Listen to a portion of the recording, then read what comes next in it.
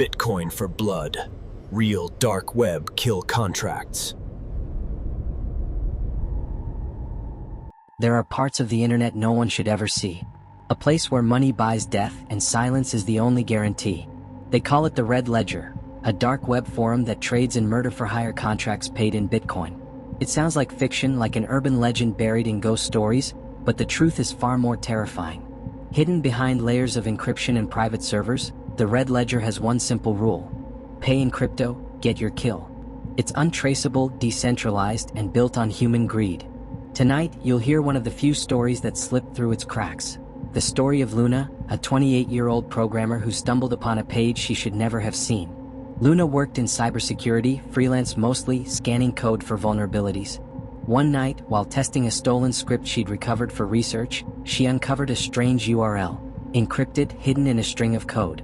Out of curiosity, she followed it. What opened wasn't an ordinary forum. It was a black interface filled with strange categories: debt removal, target requests, crypto exchange for silence. Her curiosity became dread as she scrolled. Each post listed a name, an address, a location, and beside it, a price in Bitcoin. 0.3 BTC, 1 BTC, 2.5 BTC. Under status, a word appeared: pending, then confirmed, then completed. She thought it was a hoax, some twisted dark web game, until she clicked one of the completed threads and saw attached images, photographs of a crime scene, time-stamped, matching the address listed above. Her stomach turned cold. She slammed her laptop shut, but the screen flickered before closing. A message appeared in red letters: "Welcome to the ledger, Luna." She froze. She had never entered her name, never typed a single word. She tore the laptop from its power source, her heart racing. For the next 2 days, she tried to forget what she saw. She went to work, scrolled social media, pretended it never happened. But the nightmares began, seeing her name in red, hearing the soft ticking of an invisible countdown. 3 days later, her phone buzzed at 3:07 a.m. An unknown number. The message read: "You have been listed. Transaction, 1 BTC. Deadline, 72 hours. Attached was a grainy image of her apartment, taken from inside. Luna ran. She left her apartment that night, checking into a cheap motel across town. She called the police, shaking as she explained what she saw. The officer listened, unimpressed.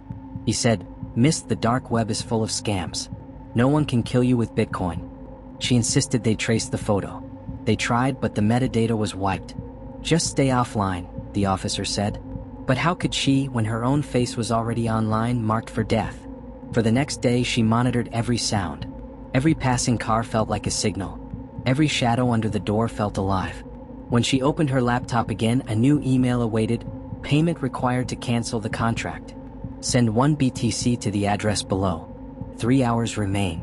She checked her crypto wallet, she had half that amount. She posted online begging for help. Within minutes, her post vanished. Then her laptop camera light turned on by itself. She covered it with tape, trembling. By the way, if stories like this give you chills, subscribe to Backdoor Tales. Darker tales await. The clock on her screen ticked. 2 hours left. She watched the transaction feed on a blockchain tracker, her own wallet transferring coins. 0.1 BTC. 0.3 BTC. The progress bar froze at 80%. She whispered to herself, "Come on, finish." Then, a noise outside. She glanced at the motel peephole. Nothing. Silence. When she turned back, the countdown had stopped at 1 hour. Then the screen blinked. A message appeared: "Your location verified. Contract active." Her breath caught. She grabbed her phone, called a friend, no answer. Then another message: "Do not run." She looked through the blinds, a car parked outside, engine off, headlights dim. She packed her things anyway and slipped out the back. Rain poured hard, drowning out her footsteps. She ran toward the street, heart thundering. A man in a black hood stood by the curb, phone in hand. As she passed, he spoke softly into the mic. Visual confirmed. Luna ducked into an alley, her pulse screaming in her ears. She turned corners, searching for light. But the street cameras followed her. She realized too late. Every move was being watched. Every camera feed was connected to the same dark network. By morning, she reached an abandoned warehouse near the city's edge. It smelled of rust and rain. She hid behind old crates and checked her phone. The countdown was gone. In its place, payment overdue. her vision blurred from exhaustion. She fell asleep only to wake up to the sound of footsteps inside the warehouse. Slow, heavy, one at a time.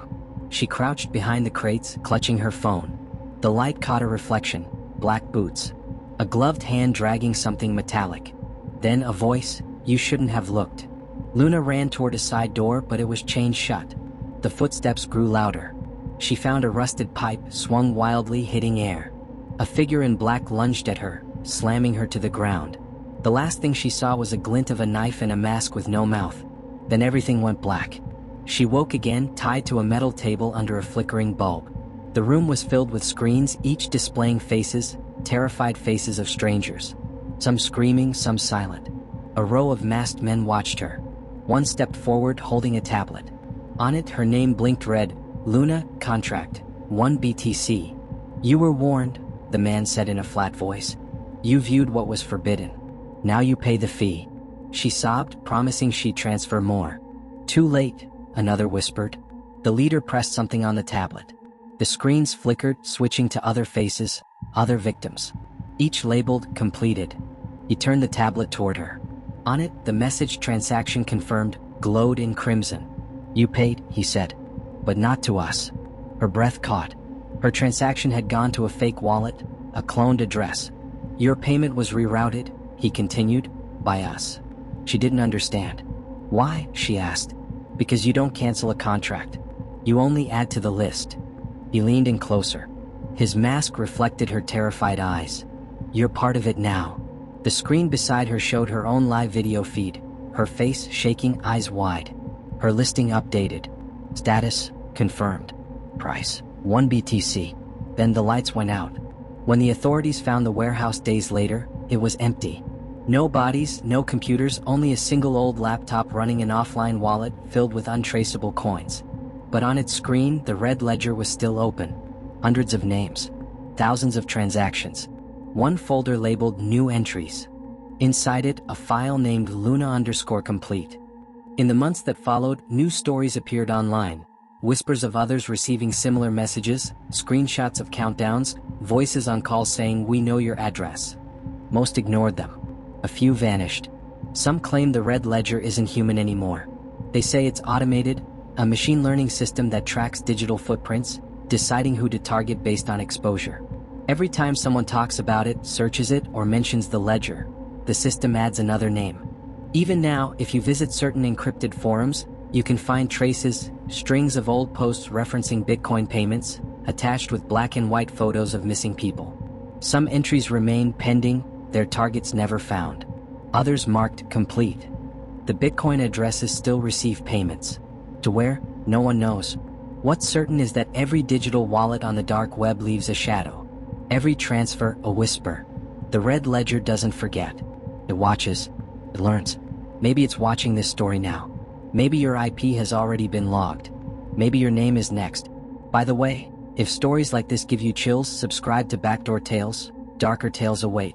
Because sometimes horror isn't in haunted houses or monsters. It's in code. In the quiet hum of servers underground. In a transaction that doesn't cancel, just transfers. So think twice before exploring the hidden web. Think twice before chasing curiosity into darkness. Some doors, once opened, never close again. And if you want more terrifying stories, don't forget to subscribe to Backdoor Tales. The next one may haunt your dreams.